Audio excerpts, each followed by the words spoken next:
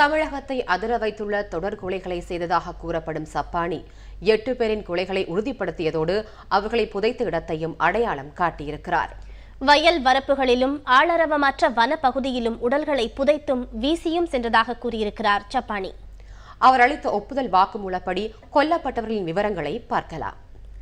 2009ஆம் ஆண்டு கிருஷ்ணசமுத்திரத்தைச் சேர்ந்த பெரியசாமி என்பவரை கொலை செய்து புதைத்திருக்கிறார் சப்பானி. அடுத்து தந்தை தேக்கனை கொலை செய்திருக்கிறார் சப்பானி. குமரேசபுரத்தைச் சேர்ந்த விஜய் விக்டரையும் கொன்றுவிட்டதாக இவர் கூறியிருக்கிறார். அதே கிராமத்தைச் சேர்ந்த கோகிலா என்ற மூதாட்டியின் கொலையும் கொடூரமாக நிகழ்த்தப்பட்டுள்ளது.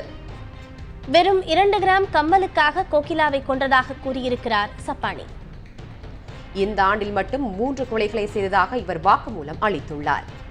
கடந்த பிப்ரவரி மாதம் கூத்தைப்பார் கிராமத்தைச் சேர்ந்த சத்யநாதன் என்ற எலக்ட்ரீஷியனையும், கடந்த ஜூன் மாதம் உப்பிலியாபுரம் விஸ்வம்பாள சமுத்திரத்தைச் சேர்ந்த ஊராட்சி மன்ற உறுப்பினர் குமரேசன், கடந்த 13ஆம் தேதி கண்டெடுக்கப்பட்ட தங்கதுரை ஆகியோர் இந்த ஆண்டில் கொல்லப்பட்டவர்கள் என்று வாக்குமூலம் அளித்திருக்கிறார் சப்பானி.